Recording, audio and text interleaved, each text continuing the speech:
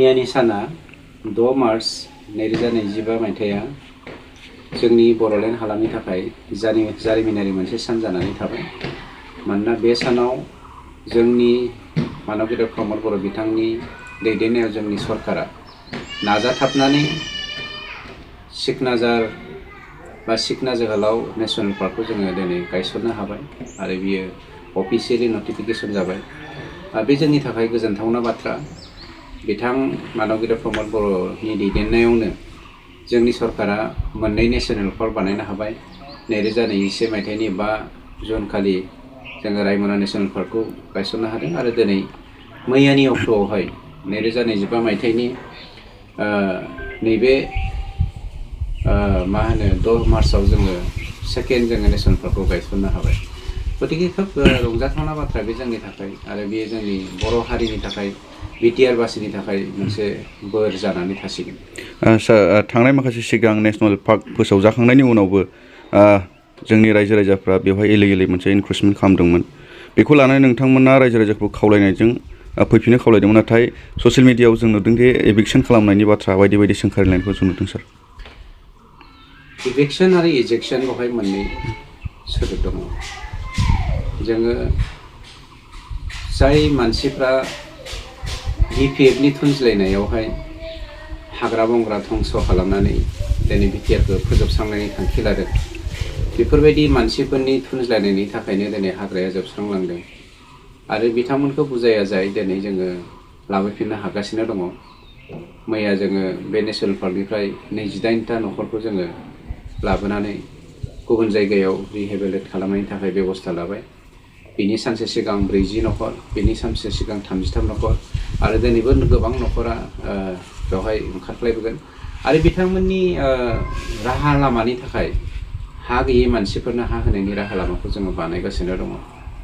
नाथाय दुखुनांथाव बाथ्राया जादों जोंनि माखासे थैसोबग्रा गावखौनो बर' लिडार होननानै बुंग्रा लिडारफोर दङ। बे लिडारफोरा दिनै बर' हारिखौ फोजोबस्रांनायनि थांखिजों राजखान्थिनि महर होनानै हाग्रायाव थांनायनि थुनज्लायगासिनो दङ। बे जोंनि थाखाय दुखुनांथाव बाथ्रा। जोंबो नायगासिनो दङ सोर मा बुंदों मा बुङाखै। फिथाइखौ गावनो मोनगोन। सार, दावराव देख्रेब बिथाङाबो गोबां बाथ्रा बुंदों सार। दावराव देख्रेबा मैया मोनसे मिडियानि गेजेरजों आं दासिमबो थरलि नायजोबाखै, नायगोन आरो बिथांनि जा बुंनाय मोननैसो सोदोबखौ आं खोनादों। जोंनि सरकारा हाग्रायाव थानाय मानसिफोरखौ गावथारदों होननानै बिथाङा बुंदों। बिनि थाखाय जोङो बिनि सायाव जोङो सावरायगोन। गाबोन जोङो अफिसियेलि सावरायगोन। अफिसियेलि सावरायनानै अफिसियेलि बिथांनि सायाव जोङो केस होगोन। बेखौ जोङो थिरांथा लागासिनो दङ सिङाव। दावराव देख्रेबखौ बे बाराव जोङो नागारा। जों बहुतबार निमाहा होबाय गावनि सासे गागि बर' दैदेनगिरिमोन होननानै। आरो बिथाङा दे सासे काराप्टेड लिडारमोन बेखौ उपेन एबसुनि समनिफ्रायनो जोङो मिथिबोखादों। मानोना मानव गेदेर बड'फा इउ.एन. ब्रह्मनि समाव बिथाङा रां भान्दारिमोन आबसुनि। बे समाव बिथाङा माबायदि कारापसन खालामाखै बेनि सायावबो जोङो सारिजारि खालामगोन। आरो बिथाङा मैया जे जोंनि सरकारखौ मानव गेदेर प्रमद बर' बिथांनि दैदेननाय इउपिपिएल सरकारखौ हाग्रानि मानसिफोरखौ गावथारदों होननानै बुंदों। बिनि सायाव जोङो कर्ट केस होनो थाखाय राजि जानानै दङ गभर्नमेन्टनिफ्रायनो। जायफोरा खालामगासिनो दङ माबा मोनसे आयेननि राहा लागोन नामा नोंथांमोना? गिबियाव जोङो खावलायनानै जाय मानसिफ्रा सरकारनि खावलायनाय लेखा हाग्राखौ नागारनानै फैगोन बिथांमोननो जोङो हा गैजायै मानसिनो हा होनायनि बेबस्था लादों आरो होगासिनोबो दं। आरो बेजों लोगोसे जोङो माबाफोर अनसुंथाइ होनो हायो नामा बेखौ जोङो सावरायगासिनो दङ। आरो होनो हायो नामा नङा, होगोन। बेसेबां बिबांनि होनो हागोन बेखौ जों फाइनाल खालामनो हायाखै, खिन्थु होनाया कनफार्म। दा बिथांमोननिफ्राय जोङो एकाउन्ट नाम्बारखौ नागिरगासिनो दङ। बिथांमोना एकाउन्ट नाम्बार जमा होनांगोन। बे एकाउन्टआव हाबजोबगोन थाखाया। जों जेसेबां अनसुंथाइ होनो हायो। बेनिफ्राय जायफ्रा फैया बिनि सायाव नेशनेल पार्क जानायनि उनाव काउन्सिला बेवहाय आखाइ थाया। बेखौ प्रटेकसन होनायनि दायथ'आ स्टेट गभर्नमेन्ट आरो सेन्ट्रेल गभर्नमेन्टनि आखायाव थागोन।